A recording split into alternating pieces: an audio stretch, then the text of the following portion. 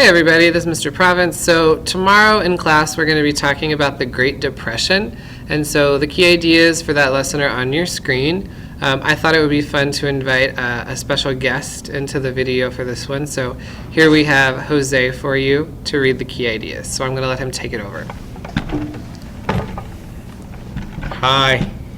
As a result of World War I, many countries in Europe were broke. In addition, Germany was required by the Treaty of Versailles to pay reparations for war.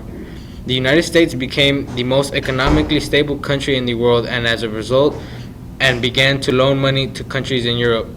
In this atmosphere of debt, many people in Europe and the U.S. overspent and racked up lots of loans. In 1929, the stock market crashed, and the world was plunged into a depression. People in countries could barely survive.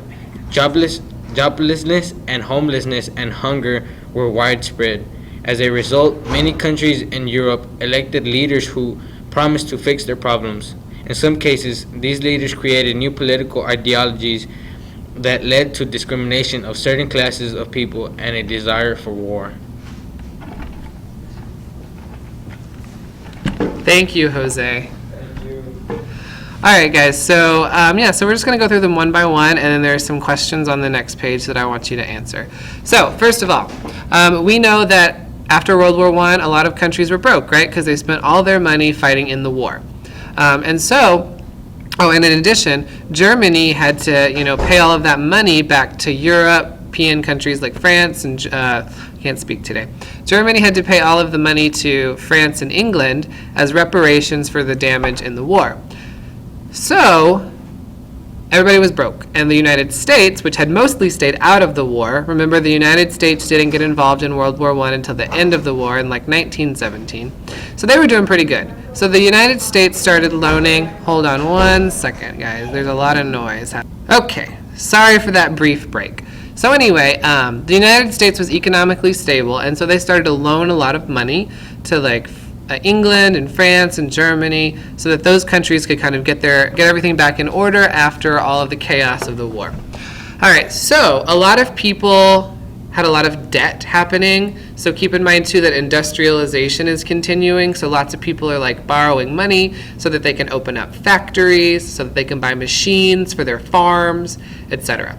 Then in 1929, the stock market, which is where people buy and sell a lot of stuff, it crashed, meaning a lot of stuff had been worth a lot of money, so you might spend $600 on a share in a company, and then it all crashed. So it's really complicated exactly what caused the stock market crash, and we'll go over it in more detail in class.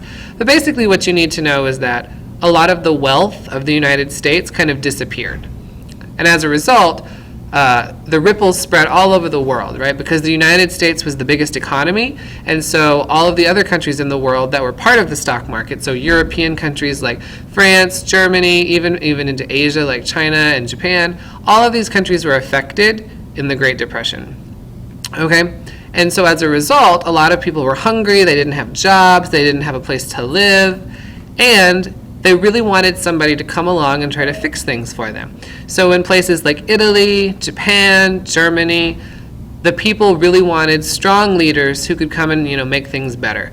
And as a result, some people got chosen in Germany and Italy especially, who promised to fix things, but they also brought a lot of problems with them. So for example, this is when Hitler convinced the German people to elect him as chancellor. That's kind of like president, because he promised that he would fix things for them. But what actually happened was he blamed the Jews, and then he convinced the German people that they needed to fight a second world war in order to regain what they had lost. That also happened in Italy, where a man named Benito Mussolini created this new political ideology called fascism that was kind of similar. And we'll talk more about Nazism and Adolf Hitler and fascism and Benito Mussolini, as well as militarism, which grew out of Japan, later on in this unit. So those are our key ideas. I'm going to go ahead and show you the questions. So what event directly led to the Great Depression? Describe life during the Great Depression for most people. And how did the Great Depression lead to World War II? So those are your questions. Please make sure you answer them and bring them to class ready to discuss tomorrow. Thanks a lot, guys, and have a great night.